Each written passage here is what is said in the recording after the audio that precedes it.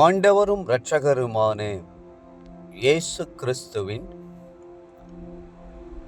ஈடு இணையற்ற நாமத்தில் அன்றன்றுள்ளப்பம் வாசகர்களுக்கு எங்கள் அன்பின் வாழ்த்துக்கள். 2025 ஆண்டு ஜூன் மாதம் 20ஆம் தேதி வெள்ளிக்கிழமைக்குரிய தின தியானம். இன்றைய தலைப்பு தியானிக்கும் தியானம். 104ஆம் சங்கீதம் 34ஆம் வசனம் சொல்கிறது, நான் அவரை தியானிக்கும் தியானம் இனிதாயிருக்கும். கிறிஸ்தவ வாழ்க்கையின் முக்கிய பகுதிகளில் ஒன்று தியானமாகும். எவ்வளவு ஆண்டவரை நாம் தியானிக்கிறோமோ அவ்வளவு அவரை பற்றிய வெளிப்பாடுகளை பெற்றுக்கொள்கிறோம். கர்த்தர் யோசுவாவை அழைத்தபோது அவரை தியான வாழ்க்கைக்குள் வழிநடத்தினார். இரவும் பகலும் நியாயப்பிரமாண புத்தகத்தை தியானித்துக் கொண்டிரு என்று கர்த்தர் ஆலோசனை சொல்லுகிறதை வேதத்தில் காணலாம். யோசுவா 1:8. அப்படிப்பட்ட தியானத்தால் ஏற்படும் பலன் என்ன? வேதம் சொல்லுகிறது, யோசுவா 1:8, அப்பொழுது நீ உன் வழியை வாய்க்க பண்ணுவாய், அப்பொழுது புத்திமானாயும் நடந்து கொள்வாய். யோசுவாவின் நாட்களிலே நியாயப்பிரமாண புத்தகம் மட்டுமே இருந்தது. பழைய ஏற்பாட்டு பரிசுத்தவான்கள் அதிகமாகவே கர்த்தருடைய பிரமாணங்களை தியானித்தார்கள். தாவீது சொல்லுகிறார், 119ஆம் சங்கீதம் 23ஆம் வசனத்தில், உமது அடியேனோ உமது பிரமாணங்களை தியானிக்கிறேன். 119ஆம் சங்கீதம் 48ஆம் வசனம் சொல்லுகிறது, நான் பிரியப்படுகிற உமது கற்பனைகளுக்கு கையெடுப்பேன். புதிய ஏற்பாட்டு காலத்தை வாழ்கிற நாமோ அவர்களை காட்டிலும் அதிக பாக்கியவான்கள்.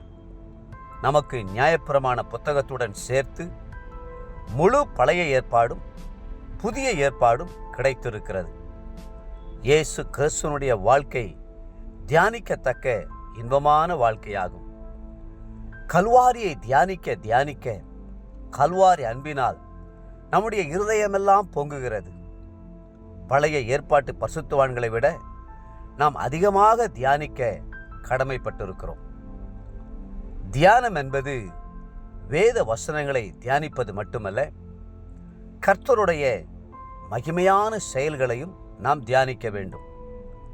சிருஷ்டிப்பை பார்த்து என் ஆண்டவர் எவ்வளவு மகிமையாய் இவைகளையெல்லாம் சிருஷ்டித்திருக்கிறார் என்று சொல்லி அவருடைய ஞானம், அறிவு, கிருபைகள் எல்லாவற்றையும் நாம் நன்றியுடன் தியானிக்க வேண்டும்.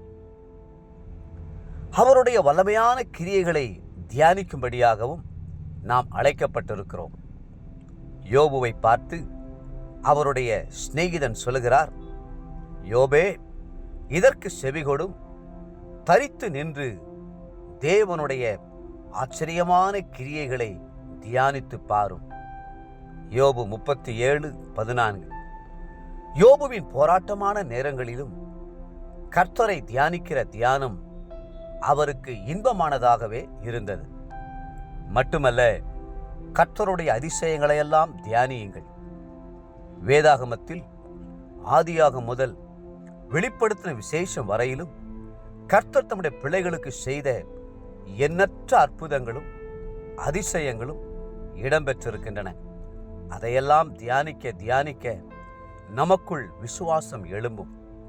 வேதத்திலுள்ள பரிசுத்தவான்களுக்கெல்லாம் அதிசயத்தை செய்தவர் எனக்கும் நிச்சயமாகவே அதிசயத்தை செய்வார் என்ற நம்பிக்கை உண்டாகும். தேவப்பிள்ளைகளே, அதுவே நாம் அற்புதத்தை பெற்றுக்கொள்ள வழிவகுக்கும்.